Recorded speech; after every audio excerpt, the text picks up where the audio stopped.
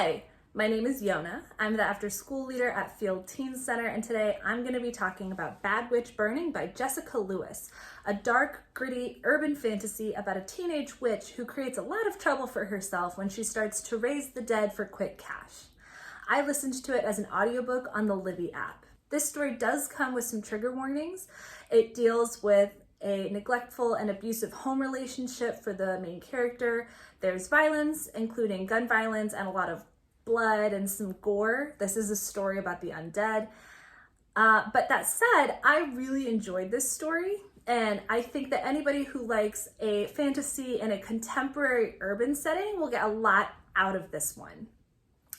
Cottrell has the ability to first see ghosts, then speak to them by writing letters to them, and it's one of the ways she earns cash. She is the primary breadwinner for her family despite being 16.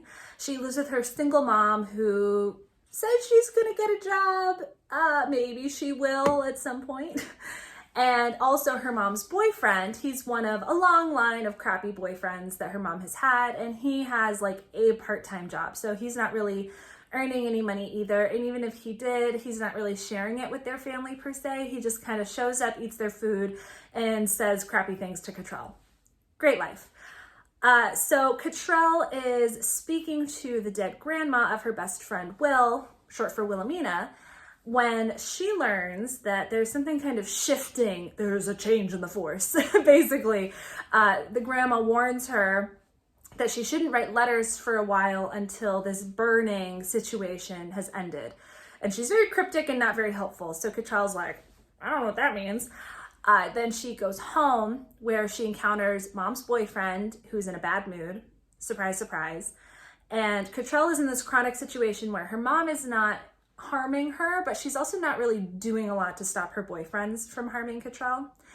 And so she and the boyfriend get into a shouting match. He pulls a gun and he shoots Cottrell's dog.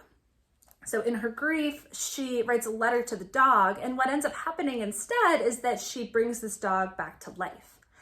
And at first, this seems like kind of a cool thing. First of all, she gets her dog back. Second of all, she starts to realize that if she can charge, like $40 for a letter to a ghost, what could she charge for bringing back a person from the dead? And that's what she starts doing. And everything is fine and there are no problems.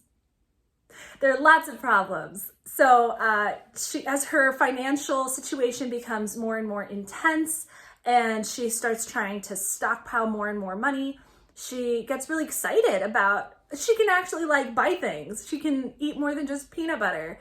But the more she has, the less it feels like it's enough. She starts planning out a year in advance and further ahead, and is starting to see how difficult it is to just pull her head above water. But even though she's getting more money, she's getting more difficult responsibilities. So she attracts the attention of some kind of dangerous clients, and she's afraid what will happen if they become unhappy with the result she's able to provide.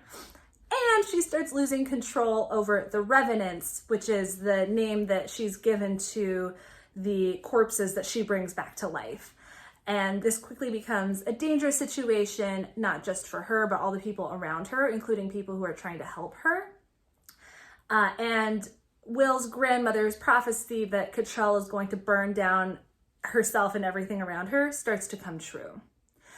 I loved the plot of this story. I think the characters really make sense. Sometimes you get a book where it's like, okay, I guess the author just wanted this thing to happen and therefore the characters have to go along with it, but you can't necessarily tell why they want that. I always knew exactly why the characters were doing what they were doing, even if it didn't seem like a good idea to be doing it.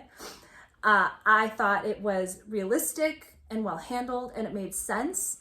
And I think that the depiction of Cottrell's trauma makes a lot of sense, though again, it would probably be really difficult to read if you have known somebody or have been in a similar situation, because it goes into a lot of depth of what that looks like and how it affects her. So as the reader, we can kind of see how things are spilling over for her, but it takes her a long time to realize what's going on in her own heart. And that's a lot of the conflict of this story. We've got these magical creatures, but really it's about Cottrell and her sense of self and her ability or inability to ask for help, whether it's from her friend Will or from the school counselor who asks her what's going on, but can't seem to get any answers out of her because she wants to protect her mom. I also thought that while the depictions of neglect and abuse were realistic, the response from other adults in her life, from Will's mom to a counselor, were supportive and modeled some really good behaviors. So I do think that this would be an appropriate work for an educational setting. And I don't think it sends any really terrible messages, because although Cottrell's getting involved in some really bad, dangerous things, there are consequences for that. And then there's like another path that she's being shown.